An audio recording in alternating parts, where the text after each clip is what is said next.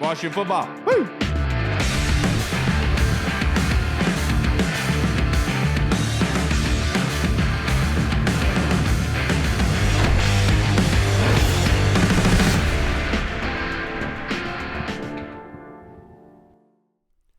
Hello, everybody, and welcome to the Burgundy Zone. I am your host, Kyle. Title of tonight's episode is OTAs Update, and my co-host, Hall, will be here very, very soon. He's waiting for the wife to get home. But to give us some sort of OTAs update, it's a long time coming. Former guest of this show, voice of DC, play-by-play commentator, Mr. Bram Weinstein. Thank you so much for joining us on this Wednesday afternoon, sir. How you doing? Good. How are you? And ever since the last time that we talked to you, Bram, a lot has happened, my friend. And I wanted, first things first, though, because you being a fan of this team, watching what happened last season, obviously the transformation of the overall team over the couple years, what was, besides the Bears game, what was your most favorite call? Mine was the Cincinnati game, the throw to McLaurin, week 3. Mainly because it was incredible. 2, Monday night, first big game, that they had. Remember, they're just 1-1 at that point. Right. The win the week before was against the Giants. It was that weird 7 field goal game. Nobody was talking about them yet. Like, lost in that was they didn't turn the ball over, they didn't punt, but they got in the red zone 6 times. So they were just under the radar because they beat the Giants. Everybody beats the Giants, so nobody was thinking much of them. And like that throw, it was one of those things where you go, I just saw something special. Right. And it was the first time that I saw something special, and winning there, I think, started to kind of catapult it. And actually, like the week after when they boat raced Arizona, I went, okay, this is on. Like this is really on now. And then we just kind of got to see how special Jaden is, the camaraderie and the chemistry that was built, that was promised. And all of a sudden, it kind of turned into a magic carpet ride where they did things, obviously, that are going to be impossible to replicate. I mean, there's never going to be another season where they win 6 straight games on the last play from scrimmage. I mean, that's absurd. This isn't basketball. Like, this is absurd. So it is absurd, Bram. To think magical. back on how they finished that season and the clutch part of it, it's absolutely incredible what happened last season. It was special. It was. It's by far my favorite season of my adult lifetime. I'm 52, so I grew up in the 80s, and I had tickets to RFK, and I got to see them during their glory years up close and personal. I fell in love with them, and I'm just what I think we all hope, is that we're going to have a run like that now. That like the team is set up to do it. 1, they haven't had a quarterback like this in my lifetime. 2, they have the infrastructure of having the possibility of doing this. Like, we had some one-off successful seasons in the 90s and 2000s under the previous ownership, but nothing ever felt set up to sustain it for a lot of reasons. And that's what I think is really different about what's going on right now, is the ownership group is far more stable in terms, I think, of the decision-making. They're letting the front office make the decisions for the team. The head of the front office has been in franchises that have sustained success for periods of time. New England, Denver for a shorter window with Peyton Manning. And then, of course, Adam Peters was with San Francisco, where they didn't have an all-time quarterback and had a sustained window of success once they rebuilt the team. So I think he knows what it looks like, what it feels like. Dan Quinn has had sustained success for a period of time before it dropped off. And this is his second go around, and everything's off to an incredible start there.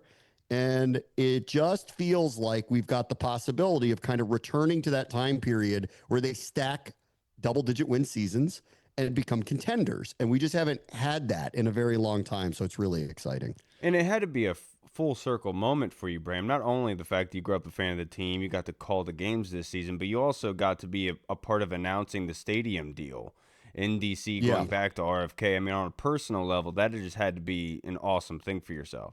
Yeah, like you mentioned the Hail Mary. That was the first one that they had in the history of the franchise, and I got to call that. So it's incredible, to have any part of it. Like, I described that my job as like, it's the closest thing I could ever be to being in it. Like, I feel like I'm in it on some level. And that was amazing. The Cincinnati game was amazing. This entire season was amazing. This is going to be, I've done this for 5 years. This will be my 6th coming up. I never, even when they were bad, like last year of Ron, I never lose sight of how special the job is, that I get to Right. do it, no matter what, good or bad.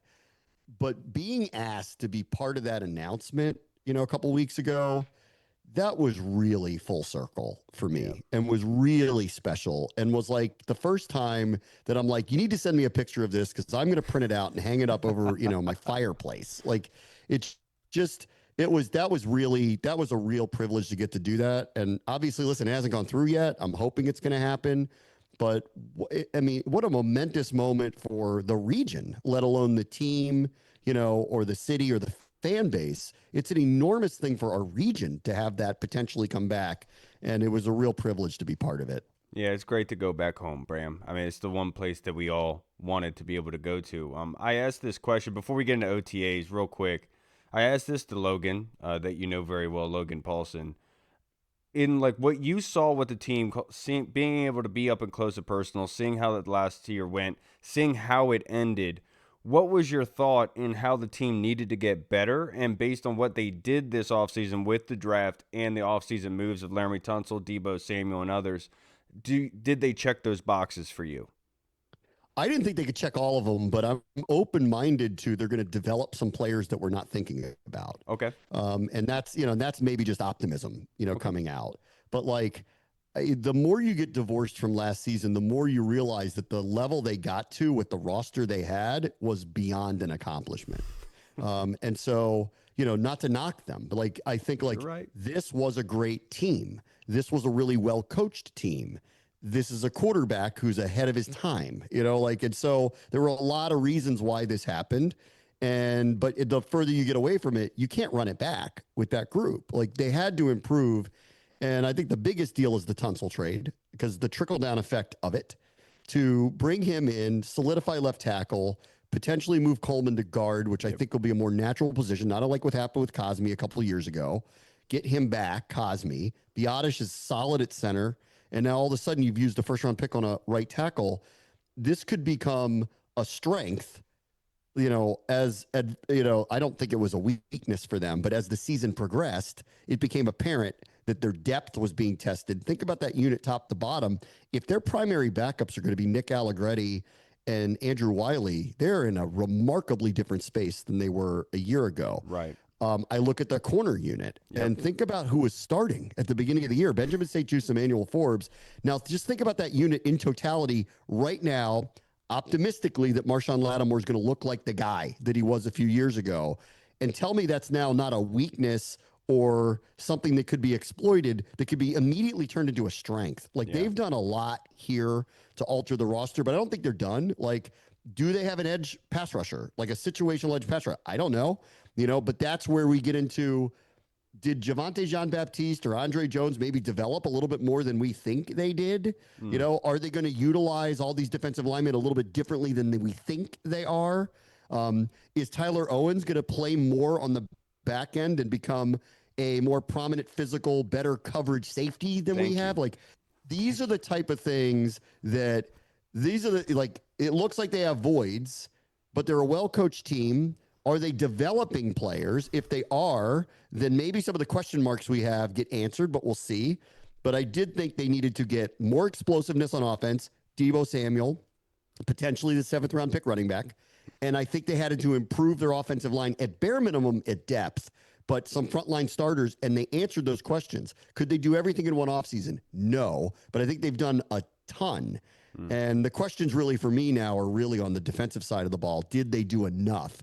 And for me also, I just have a hard time believing that they're not going to bring in a veteran pass rusher. Like I feel like that's going to happen at some point. Do you think it's more likely it's through free agency or via trade? Free agency. I Okay. mean, like I think if the price tag on Trey Hendrickson or TJ Watt was reasonable, then I don't know how you wouldn't look into something like that. Yeah. But I don't think they're giving up a 1st round pick for No. either one of them. So I believe it's free agency, and there are professional pass rushers that are available. Zadarius Smith, Jadeveon Clowney, Von Miller. I don't know what's left in the tank for Von Miller, but there are others.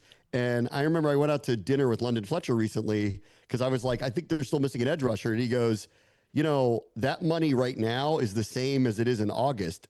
Why would they show up now if they're going to get the same money in August? So don't worry about it. And they're probably in touch with some of these guys. And when they're ready to come in, someone's going to come in. I just have a hard time believing, unless they know something about Javonte John Baptiste or Andre Jones that we don't, that someone's coming in here to compete at that spot. Yeah, and they also they traded for Jalen Holmes last season, who showed up at quite a bit. Did a pretty good job. All love to see Dorrance Armstrong, take that extra step. But now, based on OTAs, Bram, what have you been hearing? Because the rookie class I saw today, Zach Selby had tweeted that there was back-to-back picks, one by Trey Amos, which was obviously the second-round corner that we are very excited to be able to see. What are some things that you're hearing out of OTAs? So we only got to see today. It's the only one they've let us in to watch. Okay. I'm glad you mentioned Trey Amos. Like, it's all first impressions right now. Right. And remember, the CBA has negotiated out all contact. So these aren't full practices. Like, they're in shorts. Right. They're semi running at full speed. They're glorified walkthroughs in some ways. There's no 11 on 11. It was all 7 on 7. So, like, you have to take that with a grain of salt when you're watching this. But just from a first impression, that guy, Amos, looks like a hit. And this is just first impression stuff. Like, multiple plays. He had a pick. He broke up other passes. He's doing it with veteran receivers, not rookies. Okay. They're throwing him out there. He's covering Michael Gallup and he's covering other veterans. And he just, it when you see it, he looks the part. And it's early. And at this juncture, assuming Lattimore's healthy, I wouldn't even project him to start initially. But if he's ahead of the curve and is, as they thought, a first round, everybody says this, like we had him graded up here and we got him here and they think they got a deal. Everybody does that. He really looks the part. So if people of the rookies that really stood out, it was him today for me. Again, like, they didn't really, the lines never did anything. So it's impossible to say anything about Connerly. They haven't seen him do anything yet. And the other person I'm watching very closely is Ja'Cory Krosky-Merritt, because I think there is an avenue for a role because of his explosive playmaking ability, but I don't want to get too far ahead of anything because he's a 7th round pick. So to put those kind of expectations on a player like that, I think is unreasonable. I totally agree with you there, Bram. But to wrap this up, only a couple more questions for you. I know you're a busy man. You got to go about your day. But obviously, Terry McLaurin did not show up to voluntary workouts with his contract as well. We also have Laramie Tunsil and Marshawn Lattimore. Obviously, you want the culture to be built, and we saw that last year. Everyone showed up. This year, it's kind of a different animal when you get higher talent, especially veteran guys. Do you put any ill stock into the fact that 2 of those guys are not showing up, that aren't in a contract dispute? I do think they're different. I mean, with Tunsil and Lattimore, you don't know actually what they're saying. Like, remember, Lattimore has no guaranteed money left on his contract. Now, Right. I don't know how he could ask for anything different off of the injuries that he's had. So I'm just chalking that up to he's a veteran and it's voluntary. And I'm also chalking up Tunsil to he's a veteran, it's voluntary. And apparently in the past, he has not come to some of these things in Houston. Okay. So last year, everybody showed up. That was a big deal. I think that should have been a signal to what was kind of happening, especially with so many veteran players like being asked to come in here. I would describe it as, for me personally, it's like I want everybody here and it's disappointing, but I get it is what it is with this stuff. Terry, I'm sure, is connected to his contract that he wants an extension. He did this a couple years ago when he wanted an extension. He's not going anywhere. Adam Peters has already said, we're going to work something out with him. And, if this is the posture he needed to take to try to maybe jumpstart it a little bit more, I don't blame him. And he is literally the last person on the team that I'm worried about. Like, I know what kind of work ethic he has. I know how important it is to him. I'm not worried about him, and I really don't think this will be protracted. When they come out and say we're going to get something done, I believe it. So it's just a matter of getting whatever the term is, I think, done with him. My man. And of the second-year players, you talked about Javonte Jean-Baptiste. We kind of briefly talked about Brandon Coleman. Obviously, Jaden Daniels, it's hard for him to take an extra step if you wanted to pick him. But what second-year player do you believe will take the biggest step this season, if you had to bet? I think Sanders still, because I think he's going to be at a natural position. So they've wanted him to play in the slot all along. And if you're looking for glimpses today, that's where he was. And granted, this is Mm, 7-on-7. That's where he was, though. Like, remember, Lattimore wasn't here. So the outside corners today, and this is just today, were Igbenogany and Jonathan Jones, and then eventually Amos. okay. Sanders still was in the slot, where I think is where they want him to be. Boy, I mean, if he had a full season like he had at the end of last season, he would have been up for Defensive Player of the Year. Like, I think there would have been a possibility we would have been talking about both of them winning that award last year. So he would be the one outside of Jaden. I know everyone keeps talking about things like sophomore slump because I guess CJ Stroud had that or whatever. My answer to that is always, what if he gets better? Like, Right. well, then what? And I think that that's a possibility here. Because if you look at his trajectory from Arizona State to LSU to the NFL, all he does is get better. So I haven't seen a regression from him at any point in time in his football career. So let's see what's next for him. Yeah, and especially ever since he's been using that VR software that I know Jalen Milrow is using out in Seattle now. But every time that he uses that, he gets better, Bram, to your point. And obviously he's still doing it and he's bulking up in the gym and good for him. Last one I have for you, it's kind of a stupid one, but I just keep hearing everyone talk about Jalen Ramsey from the Miami Dolphins. If they were to let him go, either signing him or trade, do you think it? What do you think of the idea of Jalen Ramsey, and do you think that he would fit into this equation? Do you think they're interested? I don't know. His contract's not pleasant. No, it's So, like 72 million or something like that. well, and if you traded for him, it's something like in 20 to 25 million guaranteed right now. I think the number was 25, but 4 was already a bonus. So that's already Miami has to cover that. So it's somewhere in the neighborhood of 21 guaranteed. Um, the only way I could see that working is if someone we're not thinking of isn't on the team anymore. Right. So that's why I don't really put a tremendous amount of stock into that. But, I mean, and plus, like, they just drafted Trey Amos. They brought in Jonathan Jones. Sanders still's a stud corner. They've already, brought in Lattimore. I don't know. Like, I guess I just don't see like, if you told me they're going to trade for an edge rusher, I'd believe you because it feels like there's a need. Right. Not that I wouldn't take Jalen Ramsey, but the price point would have to be different. And then what is Miami looking for in return? Like, that to me doesn't totally add up. They might be willing to kind of give him away if you're willing to take on the contract. That's a Right. possibility. But I don't see it personally, but I'm open to being surprised about it. And especially with Terry needing a contract, and you can always break that contract down in ways to be able to make it more flexible for you as well. But I would imagine Peters and company are very invested in making sure their guys, their homegrowns, are okay in order to sustain that culture, so to speak. Bram, I can't thank you enough for coming on here and joining me. It's been a long time, been trying very hard for you, and it's been awesome to watch you this season. As a fan, knowing your background, it was a lot of fun just to be able to experience all of that with you. And Lord knows, after that Bears game, I got in trouble. My wife was putting the kids to bed, and all of a sudden, I just started screaming, and I got bad looks when I walked in that room. But I think the team made up for me when she actually saw what happened. But Bad looks for a good reason, always. I mean, like, it's absolutely. an honor and a pleasure to call the games, and I love doing it. And I'm a fan at heart too. So that was magical last year, and I hope it's just the beginning of what I hope is a run for this team.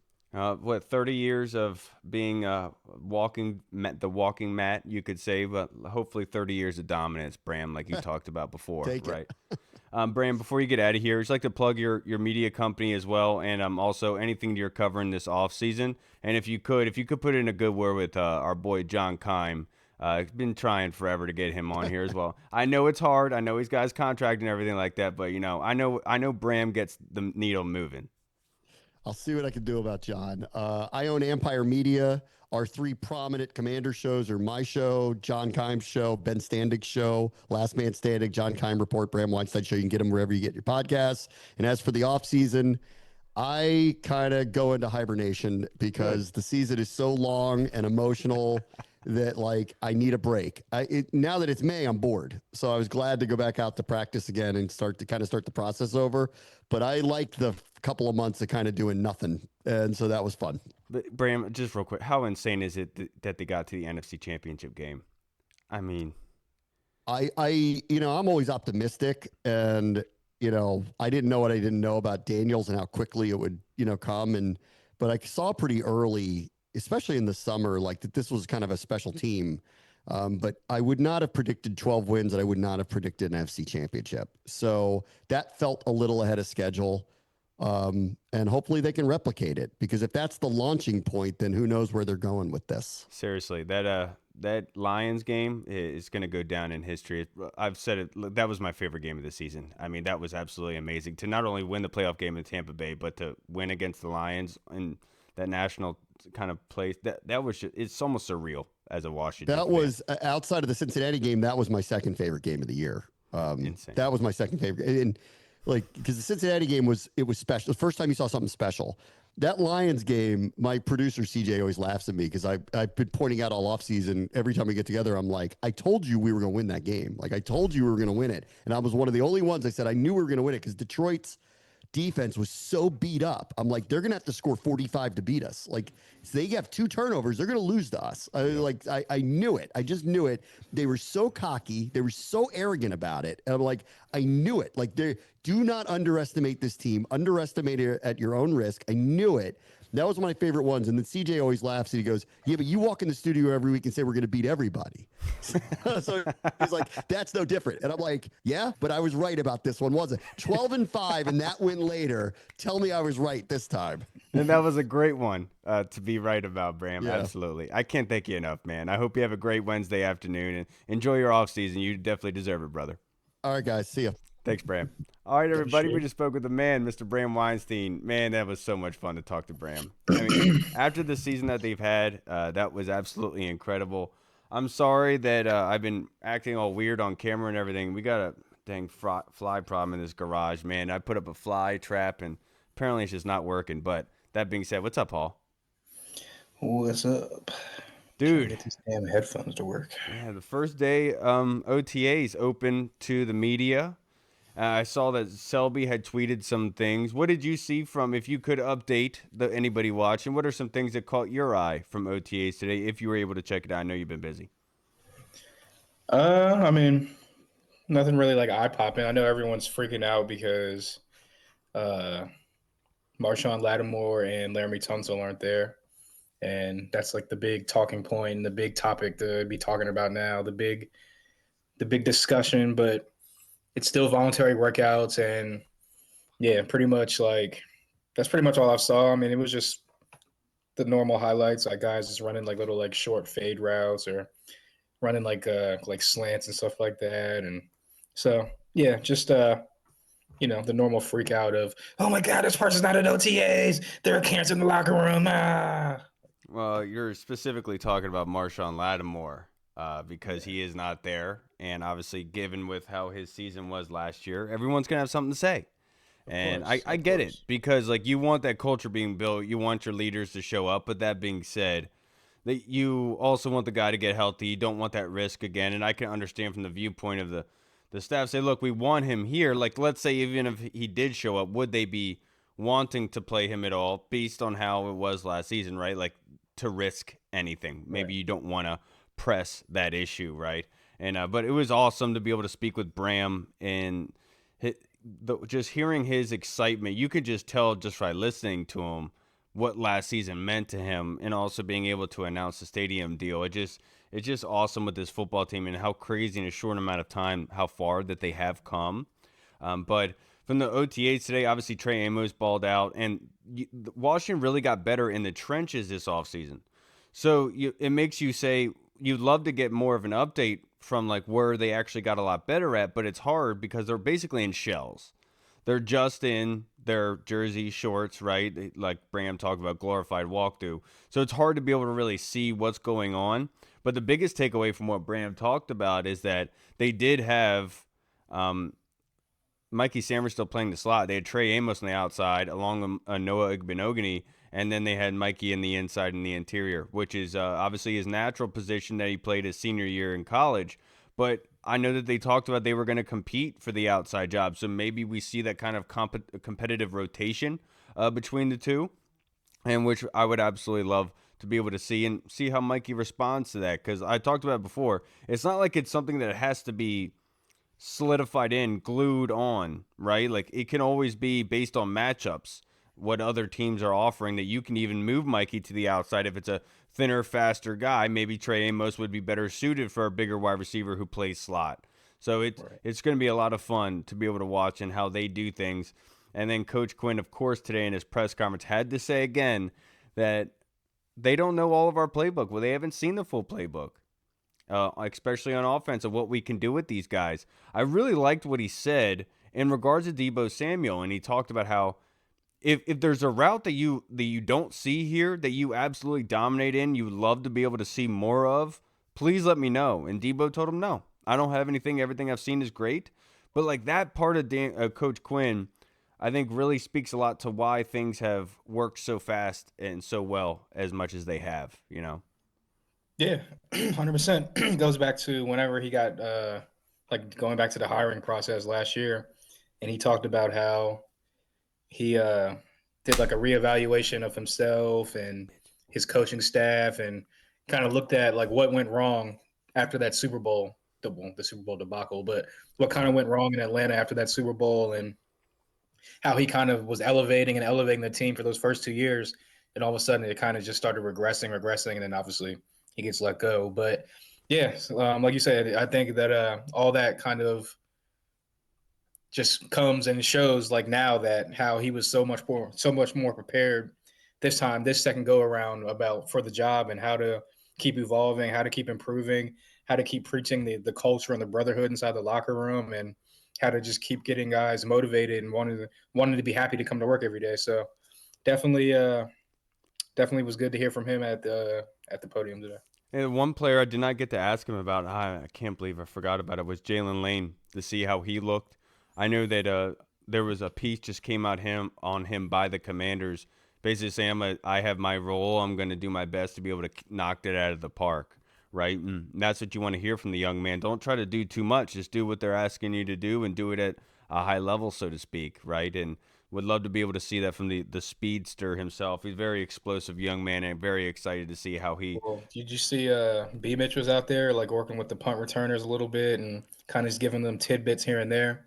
And one of the things he was talking about on the radio once he like got back to the show or whatever was, he was telling guys like, hey, like I noticed you guys when you catch it, you're kind of standing flat footed and then you make your move.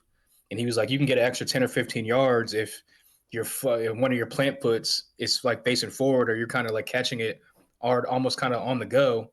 Because he was saying that like guys most of the time when they see the guy catch the ball or field the ball, they usually break down and start to get in their like kind of tackling motion, maybe like 8 to 10 yards out.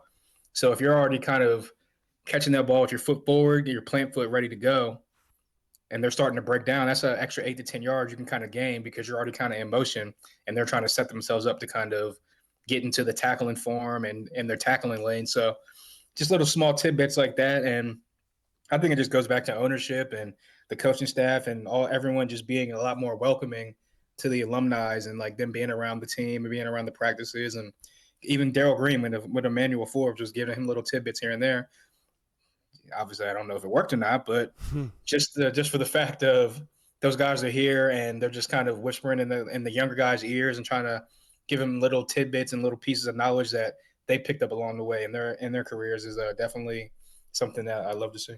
Absolutely. Now let's get into some fan questions that were submitted. This one by the Colonel. Thank you, sir. He said all the buzz is about how Jaden Daniels has bulked up his diminutive frame and Deebo has slimmed down and looks more nimble. There has been crickets about Marshawn Lattimore's recovery and absorption of our defensive scheme. Why? Is he on a short leash? Why no positive news about Lattimore? We gave up a lot of draft capital for him. I just think that Lattimore is not a guy that is gonna like be posting on like IG and stuff like that. I don't think you see Jaden and you see Deebo, he's like posting videos himself working out on IG and social media. Obviously, you see Jaden, he's the face of the franchise. So obviously, like the Commanders are gonna promote him and kind of put him out there as that guy. So I mean, Lattimore he's just another piece of the puzzle. He's not really like a face of the defense. He's not really a captain. He's just a guy that has had a good career in the NFL, or pretty great career in the NFL, and is just working his way back from injury. And I'm not going to say that they're not trying to like put pressure on him as far as like, hey, like we're giving you this update, da da da da da, and then putting an expectation on it.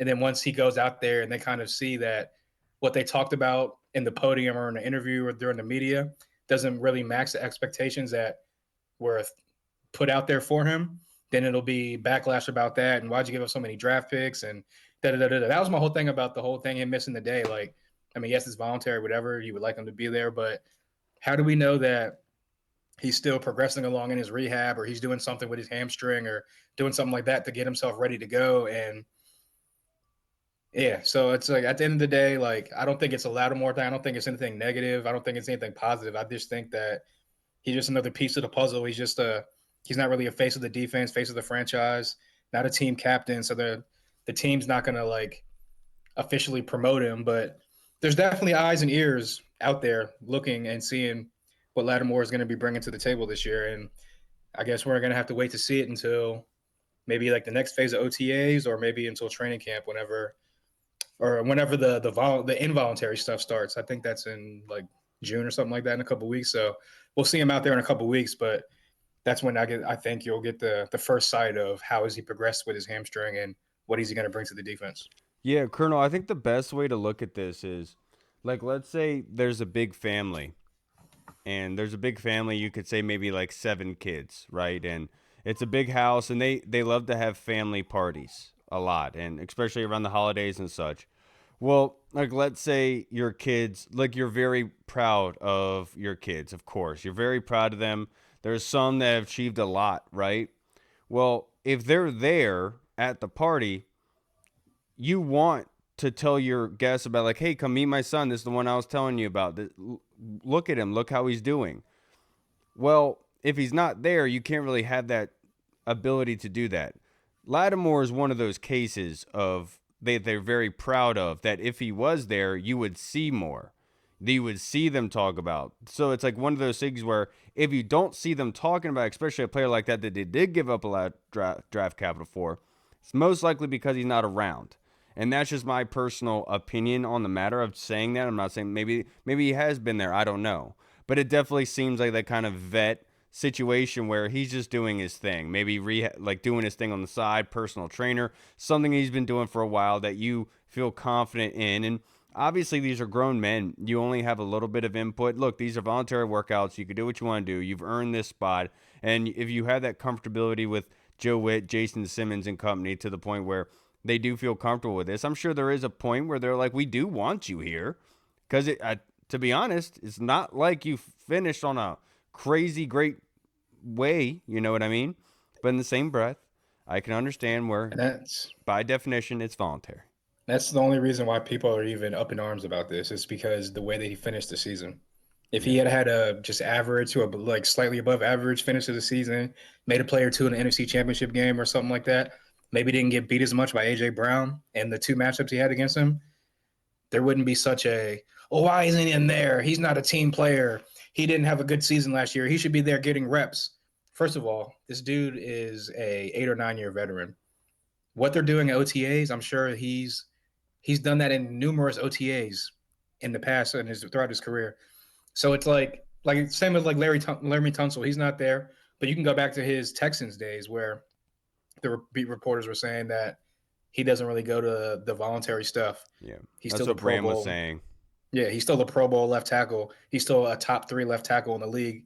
So it's like, does him missing the voluntary part of OTAs make him a bad person, make him a bad player, make him not a team player, make him any less of a player on the field? No. So I would just say that while, yes, you want everyone there, you want everyone being on the team, camaraderie, brotherhood type of thing, we also got to remember he was around this team last year for the whole second half of the season. So it's not like he's a kind of a newer player. He's not really acclimated to anybody in the locker room. He's not acclimated to the culture that they're building here. He's not acclimated to the coaching staff. So, yes, again, if it was me personally, I would like him to be out there, even if he's not really participating or anything like that. But, again, that also goes to show you that that'll just be more eyes and fingers directed and pointed at Adam Peters of, oh, this guy's out there. He's not practicing doing nothing. He gave up all those draft picks. He didn't have a really good end of the season last year. Now he's still injured. Did you just buy injured goods? Did you trade for injured goods? It just arises more questions, more just unneeded talk about a player that obviously is trying to come back from injury and get back on the field and be the best that he can be for this team. So yeah, like I said, we'll see an involuntary workout the involuntary workouts when everyone has to be there. And obviously he's going to be there. And I expect him to be on the field doing drills and hopefully looking like Marshawn Lattimore. Yeah, look, at the end of the day, it is what it is. It's Yeah, voluntary. exactly. It's just one of those things. We're all bored. I get it, man. Yes. Just Not like with the whole not name thing, it's everybody, like, not everybody wants to get into personal arguments over Angel Reese and Caitlin Clark. You know what I mean? Like, we want to talk about football, and of course, that's where the name change aspect comes in. Like, I've talked about this with the name change thing. There's a time and a place for it during the season. That's not the time for it. This is the time to have that discussion if you do want to argue with it. I don't have enough time for it. I've wasted enough energy on this whole subject in itself, and the fact that it continues to bleed out is insane. dog, But it's crazy that everyone was so fed up with like 2020 to 2022 of the whole like leading up to it, the whole rollout, the whole like talking about it, the whole like when is it actually going to happen? And here we are 3 years after they picked the name, and we're still arguing and talking about the same stuff that we were arguing and talking about right, 5 years ago. Like, move on, please, please, please. let's and especially after the season they had, I think as a fan base, we could take that step forward and say, look, man, whatever happens, happens. Either way, we're happy because we have a football team that's winning, and that's all Right. that matters, man. We were the doormat for a long, long time, and right now it looks like we're the ones that are knocking. So Yep. let's make sure we step over that pile of poop. Now the next question is from the Colonel Hall. How does it feel as a 30-something hosts and fans to be on the cusp of greatness for the first time in your lives? I was a bit younger than you during the Joe Gibbs era and the 3 Super Bowls with 3 different quarterbacks. Washington fans were rabid. Then the 30-year Snyder beatdown era. Now this. How do you feel? Yeah, I mean, it feels great. I mean, like I always say, I was alive in '91, but I had just turned 4 years old because the Super Bowl was in '92 and my birthday's in December. So Yeah. technically, I just turned 4 years old. I didn't obviously know what was going on. I had no idea what was on the TV. I just have a picture of me in a Redskins onesie with my parents having a Super Bowl, like little like get together at the house. That's all I knew. And so just to like go through all the years of pretty much all the downs with a couple of the ups and a lot of the just the levelness of like the mediocrity that they were for a The very very what? long time. Hmm? The mediocrity? I mean, they had a lot of No, years where they were like, you said it funny. I'm sorry. yeah, I know the I I talked about your mediocreness, superpower not being able to made fun of, and that's a great example because you acted like you the didn't hear me. mediocreness. That's the word I was looking Yeah, for. The mediocreness, how you pronounce it. mediocrity. Yeah, the mediocrity. There you go. I mean, I'm not a talker, but for them to go through that for so long and just all I wanted, like we talked about, all I wanted for them to do is just put a consistent product on the field and not have all the off the field shenanigans that comes along with being a normal NFL franchise. And for them to do what they did last year, for them to finally for for me to think like, oh, they got RG3, we finally got our quarterback, and then they go to Kirk Cousins, and it's like it took me a while to get on the Kirk Cousins train, but finally when I got on the train, I'm like, we got a pretty decent quarterback, and they're like, nah, I wouldn't like you, and it's just been like a whole revolving door of just ridiculousness for basically my entire life. For them to do what they did last year with Jaden Daniels, with an actual front office, with a head coach that probably 80% of the fan base did not want, for them to do it with players that they brought in free agency that probably 80% of the fan base did not want. It felt great. And I'm just happy that they're finally building something the right way. They're doing things the right way. And hopefully we're going to continue to ride this train of doing things the right way until we knock down that door. And we all as fans, young, old, and everyone in between, get to um, get that Super Bowl victory and the happiness they will bring to us. So, yeah, last year was a great ride and a great run. That's just the first step of many, many more to come. Yeah, it's funny because in the Snyder era, whenever we had a small glimmer of success, it's like if you were, it's almost like you were a surfer, like, and you're trying to find a wave to surf on, and you tell your friends that this spot's really good. The wave comes in, you're like, all right, this is it. Look at that wave. That Yeah. wave was awesome. I'm That's such a telling you, this dud. is the time to go out there. Then you go out there, and then the waves don't really come. It was just one wave, and you're just like, all right, we're back to it again. We got to keep looking for another wave. I don't know how long it's going to be. Hopefully, it's soon. And little did we know, we were sitting there for quite a while on our surfboards, just waiting for that wave. And last season it's absolutely surreal where we're at, Colonel. It really is, and it's hard to be able to explain. But I guess the best way to be able to put it is like you were looking forward to getting your driver's license as a kid, right? To be able to go around with your friends, do whatever you wanted, and you finally got your driver's license. That day has come, and now you can do whatever you wanted, go where you want. You don't have to rely on your parents. It's a new realm. You're not used to it, and you have a new A whole new freedom. world. Yeah, like I said this before. Like I've said to my kids, obviously they have no idea what I'm talking about, but I've said like you have no idea how awesome this is. Like how long we waited to be able to see football like this, and they're too young for it. But I'll tell you, my son yesterday, before we get any other fan questions, bro, he is so freaking funny, man. My wife says to him, like, do you want to keep doing group swim lessons for swim class to learn how to swim, or do you want to do private? And he said, well, I want to do private, but I want it to be with one teacher and then another girl. So my wife was like, okay, I don't know what that's all about. So I take him a swim class last night, and I noticed, like, I'm sitting in the bleachers watching him, and he, like, slides over on the wall to sit next to this little girl, and he keeps splashing her legs with water. And so I got up and I was like, I have to go talk to him. I know he's bothering a little girl. I walk up to him right as I'm about to talk to him. She yells at him to stop. So I was like, Cash, hey, you hear me? Yeah, calm down, stop splashing her. He's like, okay, and he listened to me. We leave there to go home. I'm not kidding you, dude. We leave there to go home, and we start asking him about the private lessons and everything. And he's like, "Yeah, I want the swim class to be with that girl I'm in the swim class with." It's like, okay, that's kind of weird. And he literally said to us, he's 4, and he said, "Well, like I want to hang out with it's not every day that I get to hang out with girls." And like I turned around and I was like, what is going on right now, Right. dude? And then I remembered, I was like, wait, the neighbor girl, Autumn, you play with her. She's a girl. And I crap you not. This man says, yeah, but Autumn doesn't look like the girl in my swim class.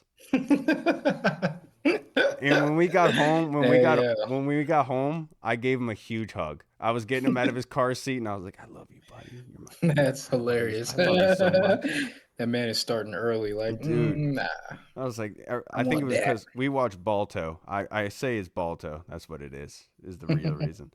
Now let's get into our next fan question. And this one was submitted by Tony Franchise on Twitter. Thank you, Tone. You're the man. His question is, Hall, is there a position that you would like to see an upgrade to before the season starts? Uh, yeah, I think everyone's gonna say the edge rushing position, so I'm not gonna say that. But I would say an upgrade. Yeah, I'll say Can't say I guess quarterback. yeah, no, right. For once in my life, finally. It's funny because Bram talked about how, like, in upgrading that position, he was saying that London Fletcher, he went out to dinner with him, and London Fletcher said the money that would cost to sign him now is going to be the same as it is in August. And I wanted to make the joke. I guess that's what Aaron Rodgers is telling the Steelers. Right. Seriously. Uh, I mean, I guess I'll say the safety position just because we let Jeremy Chin walk. We don't really know what uh, Will Harris is going to bring to the safety room. Obviously, we know what he did in New Orleans, but is it going to carry over here? And obviously, Quan Martin's been here. We know what he's going to bring to the table. He's an ascending player, and we know what Jeremy Reeves is. But he's kind of that backup rotational guy, special teams ace. And yeah, so we don't really know outside of maybe Quan Martin and maybe possibly what Will Harris might bring to the defense. We don't really know what that safety room is going to look like. So I would say maybe the safety room. Yeah, that's a really good one. The crazy thing is, Tony, that when you look at the team, you would obviously say pass rusher, but in the same breath, are they going in with the mindset to say we're trying to provide coverage sacks? We're going to create that secondary that's clamping, so that way the quarterback has to hold on to the football, which leads into those coverage sacks, which actually benefits a player like Javonte Jean-Baptiste, who is kind of that persistent pass rusher. He's not going to be your speed rusher whipping around the edge. He didn't do that in college. That's not what he showed in college. And you kind of saw it last year where it's that Ryan Kerrigan type of rush where he's just going to bring you in, and then if it's a kind of prolonged play, he's going to make you pay for it. You got to get the ball out of your hands, and that's why you have the secondary that you do, because you can't get the ball out of your hands quickly because they are clamping down if Lattimore and company really do take that extra step. So as much as you want to say the defensive end, could you really say that maybe that's not even their thought process in mind? But that, of course, is one that you could go down. Safety is another, but then you have to bring up the fact of Tyler Owens, Jeremy Reeves possibly deserving to be able to prove himself a little bit more in that kind of strong safety role, right? And obviously they brought in Harris, and you would say that most likely is going to be your starter in the replacement for Jeremy Chin, but can you guarantee that, right? And I know people have talked about Jalen Ramsey, and I would venture to say that Jalen Ramsey as a strong safety would be absolutely insane if he could commit himself to tackling, and you could figure the money out, of course. But besides all that, that's one avenue I would possibly say is something you could look at. But honestly, when you look at it, it's hard to say it now in May because you don't know how things are going to roll out once training camp and preseason comes around, and how this team is really going to shape out to see. But I think the easy answers are obviously defensive end, you could say to an extent, and safety. Not even wide receiver, because they've added so much at wide receiver. They traded for offensive line. I was literally about to say, how crazy is it that from like all those years of just bottom five offensive and quarterback play, that all these years we've been talking about, we need to upgrade the offense. We need to upgrade a receiver with Terry. We need to get a quarterback, the offensive line. All the upgrades we're talking about, like the upgrades in the rooms, are all on the defensive side of the ball. It's like the offense is just like, not obviously it's not perfect, but it's just one of them things where you look at the offense, like, I'm not even worried about the offense. They're going to do what they do. What is the defense going to do? But it's been a complete 180 from the years past prior to last year. Yeah, and I know people have talked about like the sophomore slump, but in reality, if you're Washington, you don't want to have the offense literally hinge on Jaden Daniels' success solely. Yep. Right? Like, you would almost want his numbers to come down in some respect in order for the entirety of the offense to be successful. Then you have your running backs really blossoming from the running game. You're not asking Jaden to do so much. But that's why I say a team success.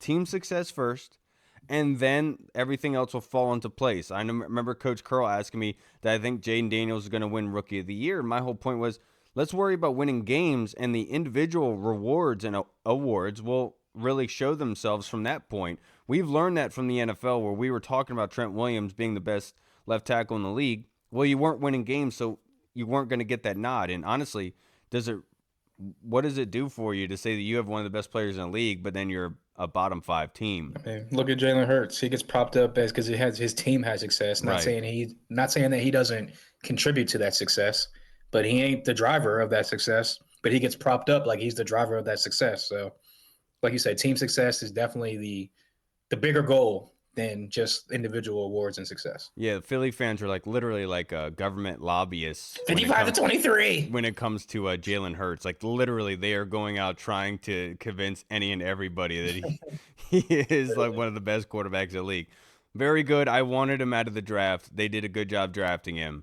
But in the same breath, you can understand that when they lost him, it wasn't like they really missed that much of a beat. They didn't. Exactly. That's the entirety of the team. I don't even like to use that argument because people can say the same thing about Jaden Daniels. Like, well, look when he was out. Look what Marcus Mariota did. I mean, we barely beat Dallas. Oh, yeah, I know. I'm just saying, like, in totality, like the Carolina game and stuff like that. So I don't even like to use that because they're like, well, Marcus Mariota, that means Jaden Daniels isn't that good. And I'm like, all right, whatever, shut up. Right. And now let's go to our next question. This one is from Jeff Miles in the Discord. Thank you, Jeff. Hefe, appreciate you, man. His question is, what percentage chance do you give Kroski merit of becoming running back one this season? As of right now, in May, I'll give it a... Has to be over 50. Watch. I don't know. I would say like a 20% chance just because... I was off.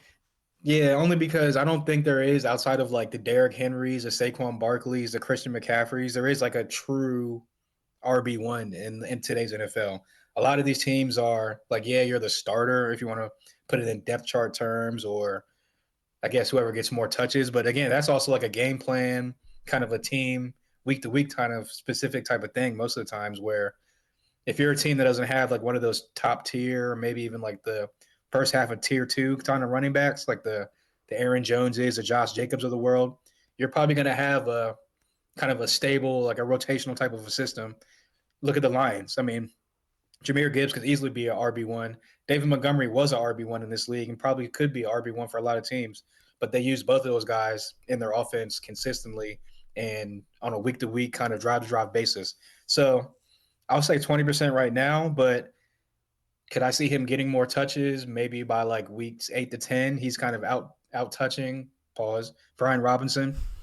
I could definitely maybe I'll go 45% maybe chance on that, just because I think today they said that Brian Robinson had 206 or 208 carries last year. Well, Jaden Daniels had 178. Yeah. He was So a leading that rusher last season yeah, in yardage. exactly. That disparity has to be drastically Yeah. less if we want to keep Jaden Daniels healthy. So I do think Merritt, Eckler, even B Rob are all going to be contributors, but it's hard to say that the rookie as of right now is going to outpace B Rob. But again, come the seasons, like training camp, maybe when the season starts, I could definitely see maybe like a 45% chance that by like week 10, he's the on play number one of the game, he's the starter or something like that, you know? Yeah, I disagree with a lot of everybody. As soon as the pick was made, everyone started talking about Brian Robinson, of course, because Brian Robinson is the fan punching bag at the moment. When Benjamin St. First it was Emmanuel Forbes, they booted him. Then it was Benjamin St. Juste, he's gone, right? Diami Brown had a couple weeks where he was the punching bag, and it looks like Brian Robinson is the moment. I disagree in the sense of whose job Corey Krosky Merritt is threatening. I would put that stock much more into Austin Eckler than I would into Brian Robinson. The physical nature of Brian Robinson is something that is very much evident when he is on the field and he is healthy. I know that he had an injury early on last season, and a lot like Quan Martin, nobody really knew about that injury until recently when he kind of talked about the shoulders and he played through it, right? I would imagine Brian Robinson was dealing with a lot last season. So I would say the chance for him is probably about 20%, barring injury, of course. But I would have that number more so at 50 to 60% in terms of Austin Eckler and the severity of his issues with concussions. Of course, you got to stay safe with that guy. You don't want he had the Well, tail end of his career. You don't want to threaten anything right. with him. Also, that's why I think that it's going to be more of like one week it might be Brian Robinson, and then maybe one week it might be Eckler. Like there was weeks like that last year where one week Brian Robinson had over 100 yards and was going crazy. The next week it was Austin Eckler with over 100 and something scrimmage yards, and Brian Robinson was kind of an average player in the offense. So, and I think with but you talk about with a shoulder injury and kind of how he was dealing with a lot, they used him as kind of the every down kind of bruiser, especially whenever Eckler went down. They kind of leaned on him a little bit more. So I do think that with Eckler coming back, they're definitely going to use him in the kind of the role he had last year. But I do think they sprinkle in Merritt as well, just because again they need a little bit more explosion, a little bit more pop in the backfield, and he can definitely provide that. Yeah, I agree with you to some extent. The next question we have is from Chris Comerton. Hall, with increased expectations and a tougher schedule, how will the Commanders handle the pressure of being a must-see TV team with multiple primetime and standalone games? Um, I think they'll handle the pressure well. I feel like this coaching staff and Dan Quinn and all these guys, put the they put them in pressure situations throughout OTAs and training camp and throughout the weeks of practice to kind of prepare yourselves for those like late game, for those big time situations. And at the end of the day, the only thing it really affects as far as like the team, I feel like for the coaches and how they get the players ready is the preparation part of the week where okay, you might have a short week because you're on prime time this day, or you might have a little bit of extra time because you're playing on this day. So how do we go about like the rest and the practice and this, that, and the third? As far as like their mindsets and everything like that, Dan Quinn's been saying since he got here. Anytime, anywhere, any place. And I feel like that honestly kind of set them up for this year being put on the big stage of anytime, anywhere, any place. Oh, you want us to play in Spain at 9 o'clock in the morning, United States time? Oh, we can do that. Oh, you want us to play on Saturday against like whoever we play Saturday? We can do that. The Eagles, we can do that. You want us to play on Christmas? Anytime, anywhere, any place, we can do that. So I think that just mentally, going back to last year from day one when he acclimated himself and kind of set the culture from there, they've been preparing for themselves for the big stage. And whenever, because you got to think about like, obviously, I don't think they had like that quick of a turnaround in year one, but you got to think like maybe about year two, year three, they were thinking, okay, this is when we're going to kind of be on the scene and this is when we're going to be the darlings in the NFL. It came a lot faster, but they've already been prepared for it. So I think that, yeah, I think they'll be fine. Yeah, it came a lot faster like Reed. Uh, I honestly don't put that much stock into it. One of the things that Dan Quinn has preached is 1 week at a time, and it's not really something that like you get hyped over the season. Like you wouldn't really you would look forward to those situations, but even though like look at the reaction from Jaden Daniels when he threw the Hail Mary. Like he literally at first didn't have one. And so I don't think that this and you take the identity of your leadership and your coaches. Like I don't view them as the type to overdo things or to think things are too big. Look how they played against the Lions where the stage was huge at that point. That's what the expectations were really like. Obviously you were playing with house money because you won against Tampa, first playoff win in what 15, 20 years of and so, like, you could almost say that that would have had a lot to do with it, of course. But they responded accordingly. They came out really playing their best football of the year, and especially on defense, being able to And convert that was a turnovers. standalone game. That game against the Lions, that was like a standalone primetime game as well. Right. So I don't. I think that they have the right leadership, and that's why the veterans that you bring on, that you have the right coaching staff to have to be able to contend with these guys and keeping them upright where their feet are, so to speak. I don't think that it's going to be too much. I think that's something you look forward to, of course, and being able to say that you have that standalone time and tell your friends and family that they'll be able to watch you, of course. And but I don't put that much stock into it. I think it's just another game. You don't put the you don't put the pussy on a pedestal. You know what I'm saying? Like 40-year-old virgin, of course, like they say. Now the next question is from our Jeff Miles. Is Jaden's offense proof? Meaning, if Cliff gets a job next year, will JD5 be the same, or will we have worries? No, I think he'll be the same. I think that with all that we know about as far as like how he prepares himself, the preparation, the time that he puts in off the field for to be good on the field, he's always going to have the VR stuff. So he's saying, is Jaden offense proof? Like, can Jaden go Oh, to switch to different offenses if Cliff were to leave? yeah, yeah. Oh, yeah. I definitely think he is. I think that, and at the end of the day, I've always said this: if when an offensive coordinator comes in, it's his job to kind of do what Cliff did last year, which is build the offense around him while keeping your concepts and like the base and the scheme of your offense, but build it around your quarterback and what he does best and what your skill guys do best and so far and so forth, what your offensive line does best. So I think that whenever the next guy comes in and knowing Dan Quinn, going back to what we talked about earlier with his whole kind of self-evaluation from Atlanta, he said one of the things that he kind of looks back on, which he did different, was to build the coaches up within the building so that whenever guys do leave, you have a succession plan.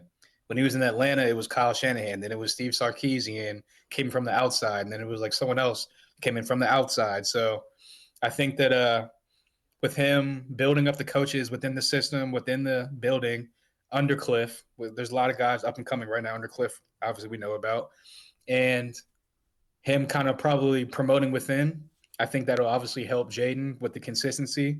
But even if they did bring in someone different, I do think that because of the VR system and everything like that, I I say think too that much. he'll be able to adjust to any type of offense. You just say too much. You just go on, and then you literally at the Hey, man. ass end, you just have to rip my argument away from me. I'm not gonna say he's offense proof because I feel like that's putting too much expectations on Jaden, where he just needs to go out there and do his job. But you brought it up, and you're absolutely right because that's where I was going to go. The big difference is the game changer, you could say, on top of Jaden, is the VR training software where you can implement those different systems. And not only that, but the motivation that he has to use the VR to get better. It's not like it's something that he's just using, right, every now and again. Like, obviously, he's invested into working. And, like, we talked about this at work today in regards to, like, having people under you. It's one thing to have a guy who's just trying to get through the day. It's going in one ear, out the other. He just want to get the day over with. And then tomorrow you're having to explain the same thing to him. Whereas if you get a guy who's like, has aspirations, has ambition to want to be a lead, to want to grow and have a career in this, he's gonna be invested into getting better and and when you tell him something in order of learning, he wants to be self-sustainable. And that's why I think Jaden Daniels the kind of category that he falls under. And so you could almost make the argument that, yeah, it's almost in a way that you know that this isn't some cat that's going to come out with excuses. He doesn't like losing. Even like we saw what his face was like again on that Ravens sideline. And I think that's somebody that you can feel very confident in, regardless of what storm is presented, that he's going to work hard and be able to be in a good place, a confident place, regardless of what's in his place, in his lap. And I will also say that this coaching staff is not the type to just go get somebody if Cliff were to leave. I think there's a smart structure in the way they built the coaching staff that they would have a replacement in case that scenario does play itself out, Jeff, if I'm being honest. Last question we have is from Arch Deluxe in the Discord. Thank you, Arch. He says it's hard to make evaluations and predictions this time of year. What are you looking or listening for during OTAs? Yeah, you pretty much just looking for guys to be able to how are they taking to the coaching? How are they taking to the techniques that they're trying to teach them? Because like you said, they're not in pads, they're not going full speed. They're really not even like, I mean, they're running like simple stuff in the playbook, like simple stuff in like 7-on-7s, but yeah, it's more of like this, how are you picking up the basics so that we can build on the basics down the line? And I think that so far, I mean, from everything that they've talked about, I mean, obviously they're not going to say anything negative about the player if it is bad, but I think that just so far from what you've seen on social media, it's been pretty good so far. Yeah, for me personally, especially with this being like Bram used it as a glorified walkthrough, it's hard to be able to look from a talent evaluation really on how guys are doing because a lot of things are just bumbled up. But from a leadership aspect, that's where I'm very much interested in. Last year at this time, this is when they brought in the big log. This is when they like how Reed likes it on Saturdays. They brought in the Navy SEALs, right? It was a team building exercise. You're building the foundation, you're building your leadership, right? You want to be able to see how guys in the team overall are bringing themselves together, which brings up one of the things that I'm looking for, listening for, is who shows up, right? One of the things I talked about with in regards to Brandon Ayuk, you're trying to build a culture and foundation of a certain mindset on this football team. And if you would have done that last offseason, it would send different signals because would that guy be there for those OTAs? Would that guy be there for those team building exercises? And obviously we have a couple guys that didn't. And look, they deserve it, but you're in a different realm now because you went to the NFC Championship game. It changed things. So now you have to be able to say, do we have the culture in place for our leaders that were here a year ago for them to make the adjustments of their teammates? Like, let's say you're running a restaurant. You opened up that restaurant and you had to train everybody. You had to train everybody on the protocols, on what to do, what stations there are, what time to do things, right? Well, now you've been in for a year and now you're bringing in a couple more employees.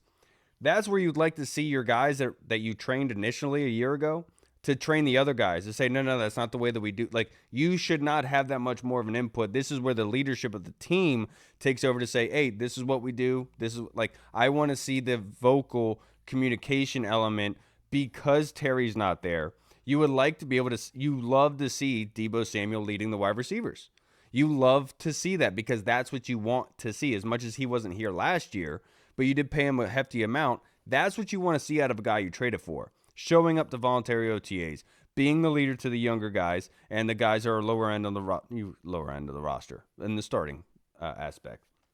That's what you want to see. What I'm looking for is the communication, the team building, and the leaders really guiding things, not so much as the coaching staff having to direct things.